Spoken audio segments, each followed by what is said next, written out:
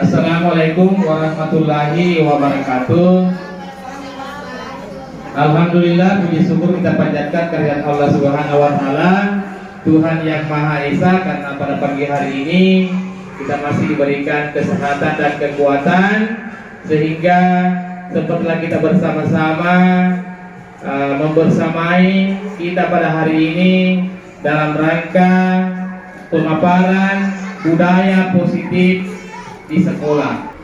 Jadi adapun topik-topik yang akan kita pelajari hari ini adalah yang pertama disiplin positif dan nilai-nilai kebajikan, bukan kebijakan tapi kebajikan universal, artinya secara umum terbuka. Yang kedua teori motivasi, teori hukuman dan penghargaan dan restitusi. Apa itu restitusi? Yang ketiga keyakinan kelas. Yang keempat kebutuhan dasar manusia dan dunia berkualitas. Yang kelima, restitusi itu terdiri dari 5 posisi kontrol. Ya.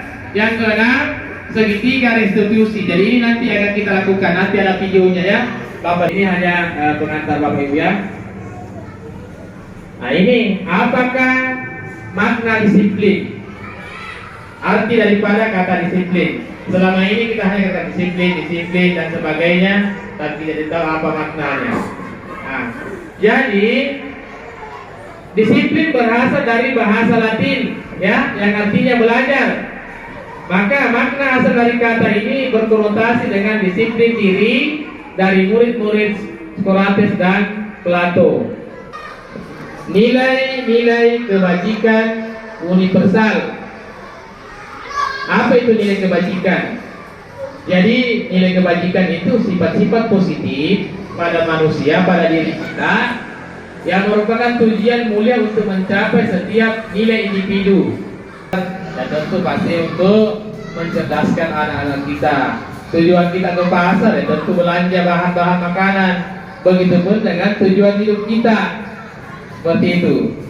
Yang berikutnya, nilai-nilai kebajikan yang ingin kita capai oleh setiap anak Indonesia kita kenal dengan istilah yang sekarang, profil pelajar Pancasila, seperti pendidikan memerdekakan manusia. Jadi lahir dan batinnya tiada terperintah. Kemudian yang kedua, apakah saya sudah merdeka? Ya, lahir dan batinnya tiada terperintah. Artinya bagaimana ini Ibu? Maksudnya? Nah, ya, begitu ya. Kemudian berdiri di atas kekuatan sendiri. Apakah saya sudah merdeka kalau berdiri di atas kekuatan sendiri? Sudah merdeka? Ya, merdeka. Menurut Ki Hajar Dewantara atau KHD, yang lebih keringnya lebih singkat biasanya KHD. Menurut Ki Hajar Dewantara, merdeka itu artinya tidak hanya terlepas dari perintah, akan tetapi juga cakap berbuat memerintah diri sendiri. Filosofinya Ki Hajar Dewantara bahwa anak itu bagaikan bulir-bulir jagung, benih-benih jagung yang disemai di tanah yang subur, diberi pupuk, disiangi terik matahari. Artinya apa? Itu anak-anak tidak akan menjadi orang kalau kita tidak pupuk betul. Adalah proses menciptakan kondisi bagi murid untuk memperbaiki kesalahannya. Itu restitusi Ibu. Nah ini yang terakhir, yang berikutnya keyakinan kelas. Maksudnya keyakinan yang akan kita berlakukan di dalam kelas kita. Oke. Sekarang kita amati dulu. Kesepakatan kelas ada 2 macam di atas. Kalau di sini akan isinya datang tepat waktu, mengucapkan salam, menjaga kebersihan sekolah, berdoa sebelum masuk kegiatan, aktif dalam pembelajaran, tertib. Nah, yang di sebelah sini beda kata-katanya Bapak Ibu. Kami guru dan murid saling menyayangi. Kami murid yang semangat belajar. Kami murid yang peduli dengan teman-teman. Jadi beda. Jadi buat kedua, ada peraturan, ada keyakinan, masuk keyakinan kelas. Nah, kalau peraturan selalu kembalikan buku ke tempatnya. Nah, itu peraturan di kelas tak. Anak-anak kembalikan buku ke tempatnya dan sebagainya. Nah, itu. Kemudian yang kedua, dilarang ganggu orang lain. Jangan ke temannya sebelum menulis. Nah, itu peraturan. Hadir 15 menit sebelum belajar. Menghormati orang lain, berkomitmen untuk keselamatan. Ini kalau nak keluar untuk kesehatan. Kalau bergantian ini menghormati orang lain, bersahabat, gunakan masker dan meyakinkan untuk sehat dan selamat. Kalau jangan berlari, kalau diteguri, keyakinannya adalah supaya selamat dan aman. Ada salah satu pasti kita lakukan di sini. Uji. Nah, sekarang pertanyaannya dari enam tindakan ini mana yang termasuk hukuman, mana yang termasuk konsekuensi atau konsekuensi artinya hukuman dari apa yang dia perbuat. Contohnya mencatat 1100 kali dalam buku kalimat dengan kalimat saya tidak akan terlambat lagi, saya tidak akan terlambat lagi. Perbedaan hukuman dan konsekuensi. Kalau hukuman itu sesuatu yang menyakitkan harus terjadi. Kalau konsekuensi sesuatu harus terjadi. Berdiri di bendera, hukuman itu. Ya. Kalau udah terlambat berdiri di pagar. Ya. Seperti itu ya. Ya. Ada menjadi laku wajib. Seperti itu ya. Oke. Nah, di dalam diri manusia ada 5 kebutuhan hidup, ya. Ada 5 kebutuhan dasar ini yang kita butuhkan. Pasti ini. Pertama, penguasaan. Bagaimana penguasaan kita? Yang ketiga, kebebasan tak, ya. Yang keempat, kesenangan, fun, ya. Kemudian kasih sayang dan terima kasih, love and belonging. Ini ada 5. Dan yang terakhir bertahan hidup. Jadi pasti ini adalah 5 kebutuhan ini yang harus kita penuhi. Nah, yang berikutnya, aku bosan. Masa belajarnya cuma gitu-gitu aja, dengerin ibu guru aja. Kira-kira apa itu? Kita disebut nyanyi. Nah, Apa namanya? perlu kebutuhan apa itu? Kesenangan sekali. Bahasa Inggrisnya itu tadi love and belonging. Ya. Ya. Tanya Robert, love and belonging. Jadi kalau pulang nanti cari artinya itu love and belonging, ya. 5 posisi kontrol. Nah, ini nih yang perlu kita lakukan sebagai guru selama ini. Tapi ada posisi kontrol yang jarang kita lakukan. Yang nomor 1 dan 2 yang sering kita lakukan. Ada 5 penghukum, membuat merasa orang bersalah, sebagai teman, sebagai pemantau dan manajer. Ya. Yang kedua, kalau kamu tidak melakukannya, awas ya, laksanakan. Nah, itu kalimatnya. Nah, yang ketiga, memberontak, menyalahkan orang lain. Kamu itu pembohong dan sebagainya. Itu penghukum, semua. Nah, yang kedua, membuat orang siswa itu bersalah. Kalimatnya bagaimana? Berceramah, mengatakan seharusnya ibu kecewa. Aduh, ibunya hari ini kamu terlambat lagi, dia oleh satpam. Ibu nanti marah lagi oleh sama ibu kepala sekolah. Walaupun langsung tapi menyalahkan. Hari ini kamu terlambat lagi, ibu nanti. Ya, betul. Yang ketiga, posisi kita yang ketiga, membuat alasan-alasan untuk muridnya. Nah, misalnya contoh, ayolah lakukan demi ibu. Ayo nak belajar ya demi ibu. Artinya kita selama ini menganggap teman. Pasti alasan yang ini kita lakukan karena mudah-mudahan ini saya anggap ini siswa sebagai teman, bisa rajin belajar. dikasih materi begini, dianggap sebagai teman, ya. Ya pertanyaannya, kalau kita anggap sebagai teman sesuatu selama ini berhasilkah?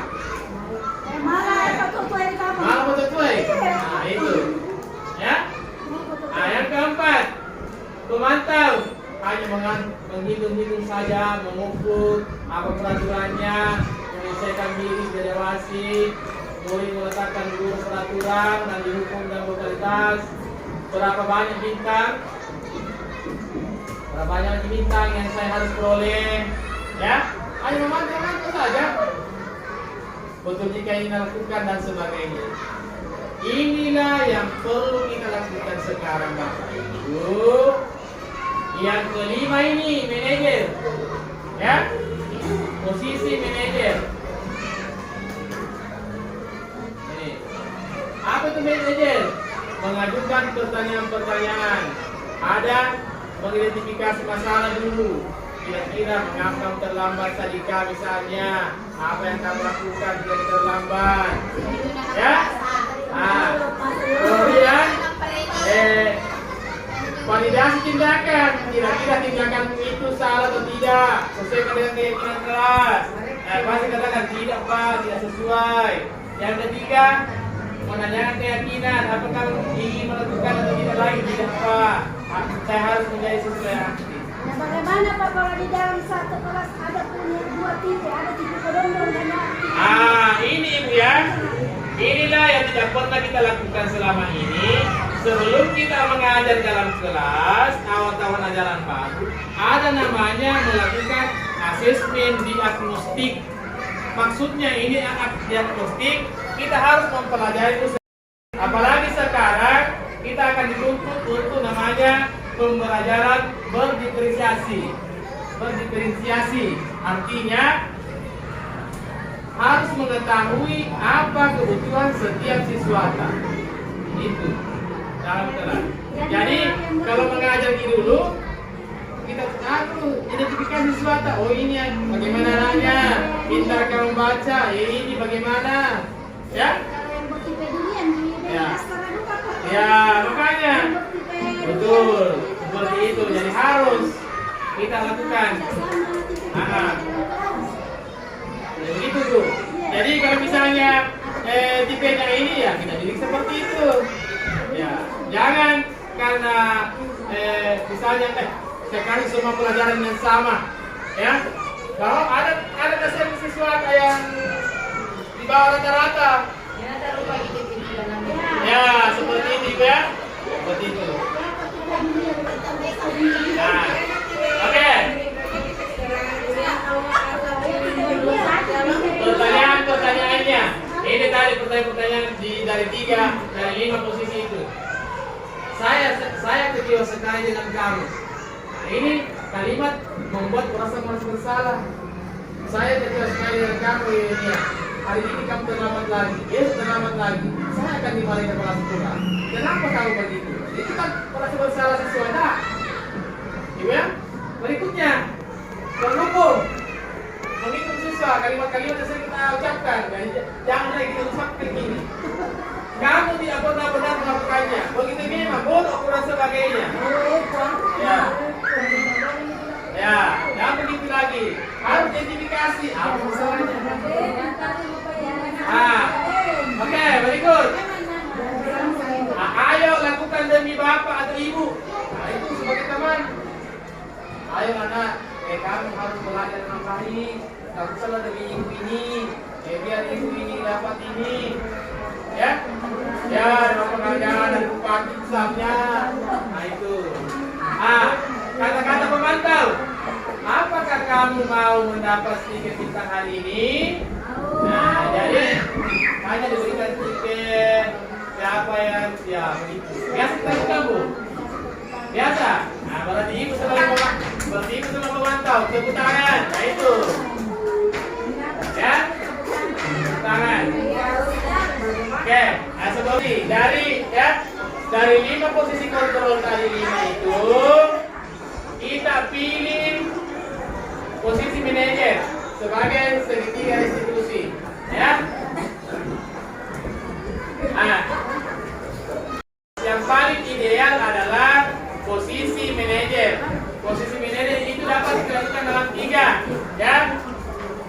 3 hal. Yang pertama, validasi kebutuhan. Yang kedua, menstabilkan identitas. Yang ketiga, menanyakan keyakinan. Ada 3, ya. Kalau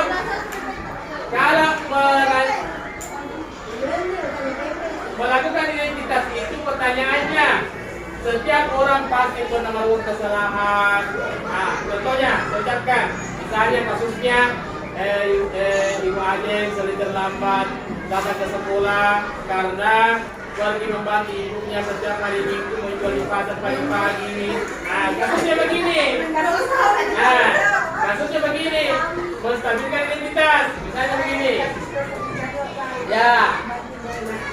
Menstabilkan di sini ya. Jadi kalau ada kasusnya di selatan, distabilkan dulu. Pertama, setiap orang pasti melakukan kesalahan. Nah, jadi ditanya ini. Ibu anak adik, setiap orang itu melakukan kesalahan. Wajar gitu kalau anak adik membantu orang tuanya, tidak apa-apa. Saya juga begitu, Pak Guru juga. Nah, itu menstabilkan identitas. Ya. Kemudian, validasi kebutuhan. Kamu tentu punya alasan. Nah, kalau sudah ditahu bahwa ini alasan identitas ibu adik terlambat karena pergi bantu ibunya menjual sayur di pasar, pagi-pagi terlambat, validasi kebutuhan. Ditanya nih, kamu tentu punya alasan mengapa melakukan itu. Alasan saya, Pak, melakukan itu karena saya kasihan ini, ya membantu orang tua yang susah dan sebagainya. Ditanya juga, adakah cara yang lebih efektif untuk mendapatkan apa yang kamu butuhkan? Kalau sudah ini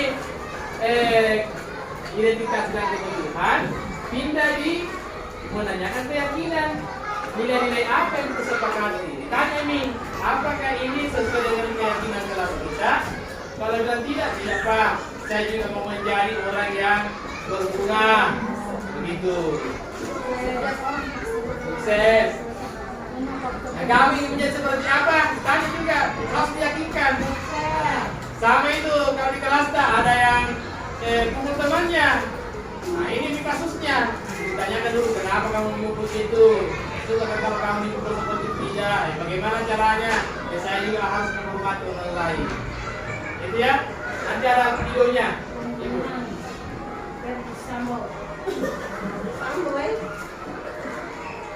Terima kasih.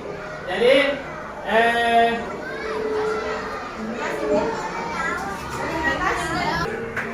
budaya-budaya positif di sekolah yang telah kita paparkan bersama.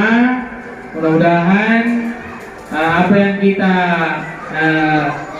pelajari hari ini tentang 5 posisi kontrol, budaya positif dan segitiga restitusi dapat kita aplikasikan di dalam kelas kita masing-masing. Saya kira cukup. Sekian. Terima kasih atas kesempatannya dan saya akhiri ucapan wassalamualaikum warahmatullahi wabarakatuh dan selamat siang. Terima kasih.